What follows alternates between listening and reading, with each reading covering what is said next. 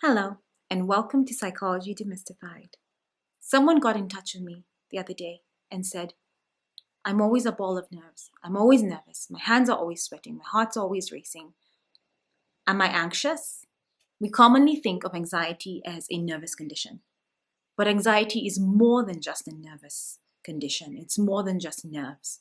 Anxiety is a whole mixture of bodily sensations, thought processes, and different behaviors. Anxiety is usually experienced in different ways by different people, so there's no template for feeling anxious. But then many people who do feel anxious report feeling some similar body sensations, thoughts, and behaviors. I'm going to go through a checklist that will help you try to gauge, not self-diagnose, but try to gauge whether you are someone who is experiencing anxiety. This checklist is simply meant to help you identify signs of anxiety. Again, not to self-diagnose. It's meant to help you identify signs of anxiety based on where you fall in terms of, do you experience these feelings rarely, often, or sometimes? As we get started, I'm going to ask you to divide your paper into 3 different sections. You're going to have a section for often, a section for sometimes, and a section for rarely. I would ask you to put them right next to each other, often, sometimes, rarely, and then lines just across. That way you can just check off based on the ones that I mention and see which ones apply to you.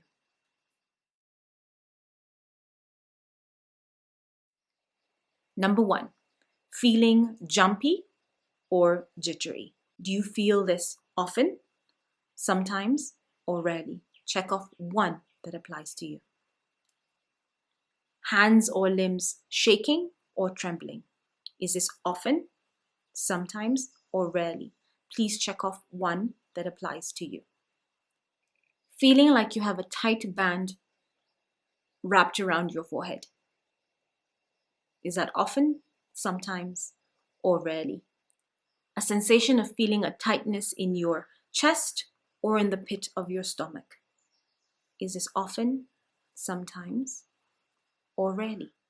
Sweating heavily or having sweaty palms. Often, sometimes, or rarely. Please check off one.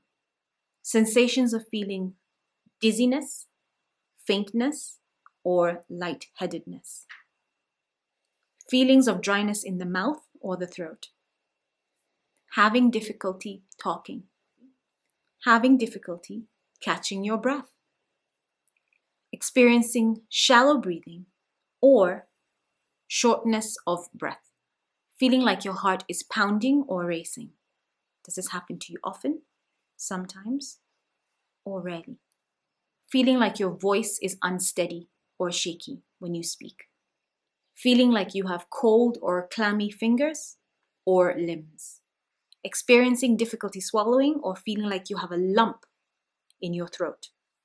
A sensation of feeling like you're choking or that you simply can't breathe because you're feeling like you're being smothered. Diarrhea, nausea, upset stomach. A need to go to the bathroom or to pee more frequently than usual.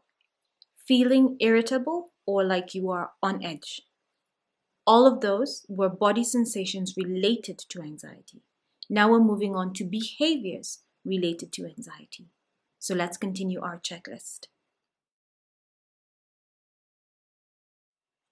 Avoiding particular situations because of fear. Is this often, sometimes, or rarely? Becoming agitated or very irritated for no apparent reason. Often, sometimes, rarely. Finding yourself gravitating towards others and clinging to them or relying on them for some sort of security. Using alcohol or drugs to calm your nerves. That short part wraps up the behaviors associated with anxiety. And now we finally move on to the thoughts associated with anxiety. So the checklist continues. Remember, it's still often, sometimes, or rarely. Worrying all the time. Often, sometimes, rarely. Thinking you're about to lose control. Thinking that something terrible is about to happen, even if there's no clear cause that it might. Thinking and becoming preoccupied with what's going on in your body. Feeling a vague sense of dread or fear or apprehension that something's going to happen. Thinking that there's no way you're going to be able to cope with your problems. Does this happen often, sometimes, or rarely? Thinking that the world is caving in on you. Thinking that things are getting out of hand. Thinking that things are happening so fast and swimming so rapidly that you cannot take control or take charge of them. Worrying about every little thing. Is this often, sometimes, or rarely? Having the same worrying thought over and over and over again. Difficulty maintaining your attention or staying focused. Having nagging thoughts that seem to intrude on your mind and you simply cannot shake them off. Thinking you are seriously ill, even if you visited a doctor and they say that there's nothing wrong with you. Worrying that you are going to be all alone. Does this happen often, or sometimes, or rarely? Now that we're done with the checklist, there's some questions that you need to ask yourself to see if you actually are experiencing anxiety. For starters, how does anxiety affect you? Second, how many of these items did you check that occur sometimes or often? Next, do you experience more of the bodily symptoms, the behaviors, or the thoughts commonly associated with anxiety?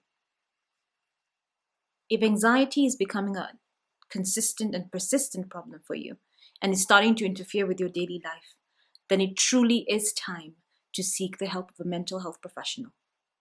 And then this mental health professional will do an evaluation to assess whether you do indeed have anxiety disorder. Because remember, this checklist is not a self-diagnosing tool. And if indeed you do have an anxiety disorder, then the mental health professional will work with you and find ways and strategies and arm you with tools to be able to try to beat the anxiety disorder.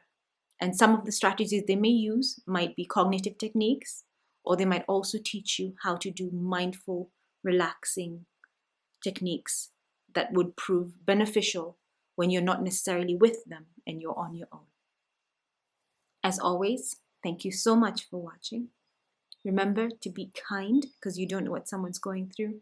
And to you, as always, from me, hugs and kindness. Always.